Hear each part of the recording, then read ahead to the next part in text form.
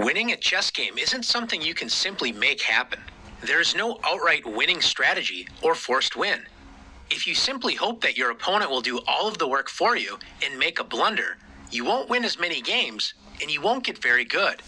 The only way to win at chess is by playing with sound strategies and gradually making your position better until you have an overwhelming advantage or your opponent can't handle the pressure and cracks. The key to improving your position is making your pieces active. An active piece is one that is full of potential and ready to jump into action.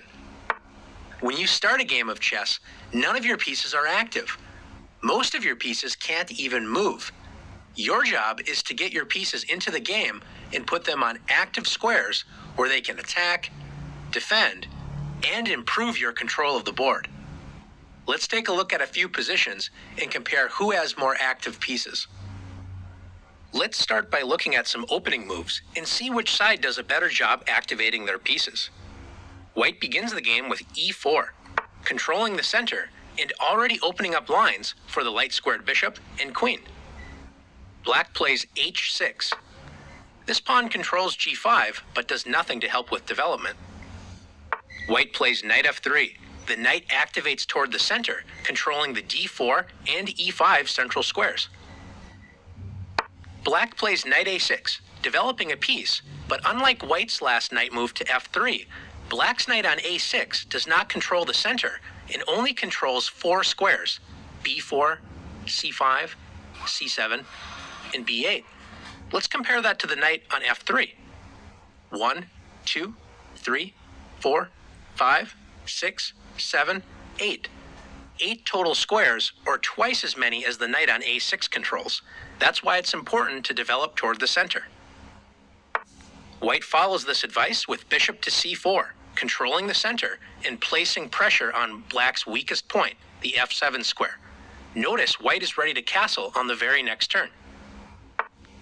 Black plays h5, moving the h-pawn for a second time, which does not control any central squares and wastes time that could have been used to develop a piece. White castles the king to safety and brings the rook toward the center. Black places a second knight to the edge of the board, reducing its square control again to only 4 squares, just like the knight on a6. White activates the rook with rook e1.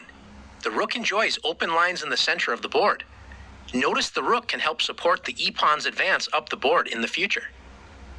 Taking a look at White's position, you can notice that White has placed a pawn in the center, has developed pieces to active squares that help control the center, and White has also castled the king to safety.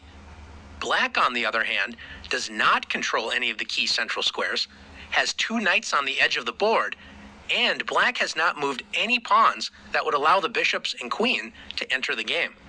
White's position is far more active. Let's take a look at another position. Take a moment and compare White and Black's pieces. Which side has more active pieces, White or Black? Let's first look at White's pieces. Notice that White has 3 pieces in Black's territory: the bishop on f6, the knight on d6, and the rook on c7. All of these pieces are very active. The bishop on f6 controls a lot of key squares right in front of Black's king, and notice the bishop controls the entire a1 to h8 diagonal. This bishop also controls h4 to d8, controlling a lot of dark squares right in Black's territory. The knight on d6 is excellently placed. It's putting pressure on f7, b7, and the bishop on c8. Notice White's rook on c7 is doing the same thing, pressurizing all 3 of these targets as well. The only piece that's not in Black's territory is the rook on d1, and it enjoys a lot of open squares and also protects the knight on d6. Let's compare that with Black's pieces. Black has no pieces in White's territory, and notice Black has 3 pieces still on the 8th rank: the rook on a8, the bishop on c8, and the rook on f8. The only piece not on the back rank is the knight on h6, stuck in the corner. Notice the knight cannot move to f5 or g4 because White has pawns that would capture that knight. Black's pieces are basically paralyzed. Take a look at the light-squared bishop on c8. It has one square, d7, and it's already protected by the white rook. The black rook on f8 cannot move to e8 because of the knight, or d8 without getting captured by the bishop. The only piece that can move without getting captured is the rook on a8, and it can only move to b8, where it's not really doing much. So to take a look at this position, we can say white has very active pieces and black has very inactive pieces. Let's take a look at one more position. Finally, in this position, is it clear which side has more active pieces? Let's take a look. Notice that both sides have pawns directly in the center, d4 and d5. Both sides have very active bishops.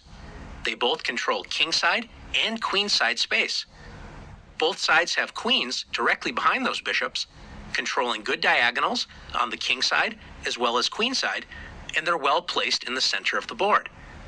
Notice both sides have rooks on the c-file, enjoying a lot of open squares. The only difference between the two sides is the rook on e1 for white has the e-file all to itself.